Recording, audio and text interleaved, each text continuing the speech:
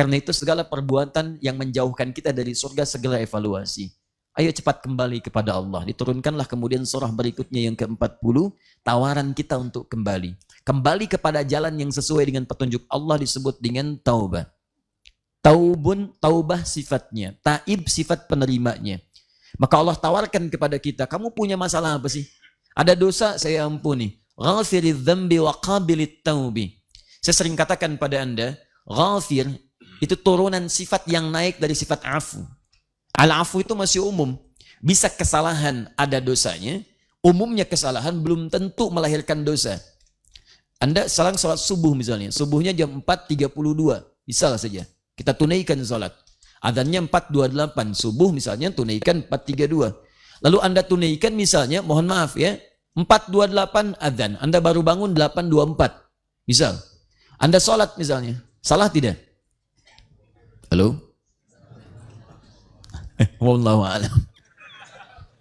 Baik, adzan subuh 4.28, Anda bangun 8.24. Lalu Anda sholat, salah tidak? Salah. Jelas salah. Waktu 4.28 Anda datang 8.24. Anda di kantor, masuk jam kantor jam 7.30. Anda baru datang jam 9. Salah tidak? Ya jelas salah. Anda dipanggil Allah 4.28, baru datang 8.24. Salah? Jelas salah. Tapi yang salah ini dosa enggak? Nah, tidak. Baik. Terserahlah ya. Mungkin baru bangun. Baik.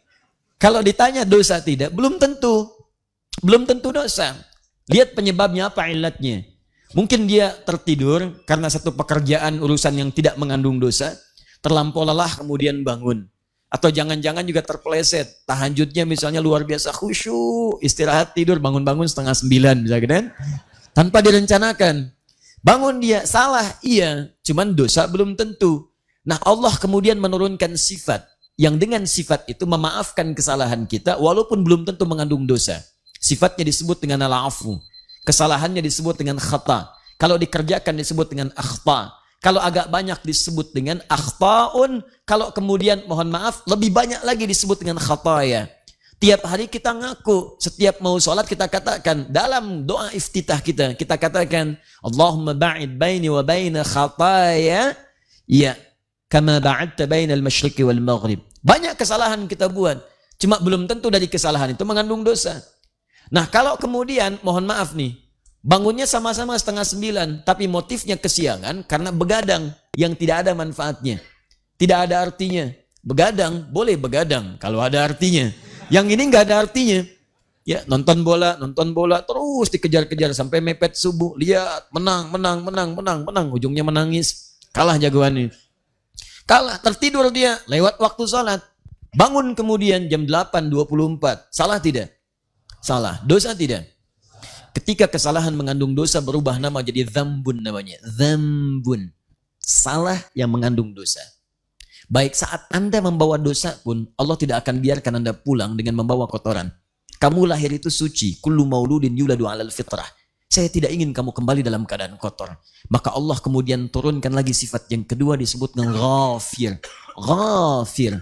Sifat Allah yang mengampuni kesalahan yang berpeluang menjadi dosa di dalamnya. Ghafirun. Kesalahannya makin banyak. Bukan cuma sendirian, dia ngajak orang. Mau kemana? Tahajud. Tahajud sholat ya? Iya, sholat nomor 2. Nomor 1 sini dulu ikut nonton. Sama-sama terlambat. Naik levelnya. Dari dzambun jadi dzunubun. Dzunubun. Agak semakin bertambah dosanya. Tidak dibiarkan. Sekalipun dosanya bertambah, diturunkan sifat yang ketiga. Namanya ghaffarun. Ghaffar. Ya, Quran surat Nuh ayat yang ke-10. Nabi Nuh berdakwah kepada umatnya. Banyak dilecehkan. Banyak kemudian dihinakan. Ada yang mengancam. Terakumulasi dosanya makin banyak. Maka beliau katakan, faqultu astaghfiru rabbakum innahu kana ghaffara. Aku katakan, istaghfir, ayo balik. Istighfar, evaluasi diri. Minta ampun sama Rabbmu. Innahu kana ghaffara. Kenapa tidak mengatakan innahu kana ghafira, tapi ghaffara? Karena kesalahan umat Nabi Nuh telah terakumulasi. Dosanya makin banyak. Bukan cuma sekali mencela, tiap ketemu mencela. Kayak orang gila Nuh ya, bikin kapal, gak ada apa-apa. Terus nuduh. Kalau kamu nggak berhenti kami lempari ya. Terus ngancam. Ancaman ada, celaan ada, hinaan ada, terakumulasi. Dzunubun, dari dzam pun jadi dzunubun. Maka berubah kalimatnya Ghaffar. Seakan-akan ingin dikatakan, duhai hambaku, kesalahan kamu bertambah banyak, aku berikan kesempatan untuk aku hapuskan keseluruhannya. Tambah lagi, zulmun. Maaf, sudah banyak, ditambah kezaliman lagi. Sudah meninggalkan sholat, ngajak orang lain, mencela orang yang sholat. Kamu udah ikut saya aja, tapi saya nggak enak sama yang lain. Mereka terlampau soleh. Ya, besok-besok juga ada lagi. Tuh. Tapi kan Barcelona lawan Madrid, belum tentu besok ada lagi. Terus dihadirkan, zalim. Bukankah orang yang mencegah orang lain untuk beribadah di masjid, sholat, zikir itu disebut zalim?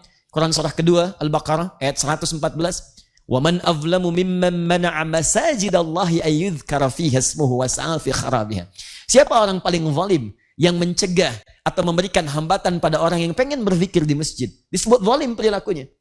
Tapi itu tidak mengurangi Allah subhanahu wa ta'ala untuk memberikan limpahan luas rahmatnya. Diturunkan bagian nama yang keempat disebut dengan Ghafur. Ghafurun. Dzunubun ma'adzulmi, pasangannya Ghafur. Tambah lagi, ada lagi tipikal yang selanjutnya. Kalau nggak berbuat dosa, rasanya nggak enak. Udah terlambat sholat, ngajak orang lain pun terlambat, nuduh orang yang tidak sholat, atau nuduh orang yang sholat, menjelek-jelekan mereka, tambah lagi dengan amalia yang lain yang buruk-buruk, sambil mabuk, sambil macam-macam, dan seterusnya. Bahkan ada orang yang kalau nggak maksiat, gatal rasanya. Dalam sehari. Nah, perbuatan seperti itu yang berlebih, dalam istilah Al-Quran disebut dengan israf. Asrafa yusrifu israfan. Israf, lebih berlebih. Orang lakukan sekali, dia nggak puas, terus berkali-kali. Israf. Maka Allah turunkan sifat yang terakhir, yang kelima. Supaya kita tidak berputus asa saat ingin kembali kepada Allah subhanahu wa ta'ala. Ada bahasa dalam diri kita, saya udah banyak dosanya, mungkin nggak diampuni. Tiba-tiba turun Quran surah 39 yang tadi itu. Ayat 53. Qul ya ibadiyalladzina asrafu ala anfusihim la taqnatu min rahmatillah. Sifat yang kelimanya disebut dengan Rahim. Di antara maknanya memberikan ampunan dari dosa yang sudah berlimpah. Kadang disatukan antara Ghafurun dengan Rahim. Innahu huwal ghafurur rahim. Sekarang lihat pilihannya. Kesalahan tanpa dosa, ada al-afu.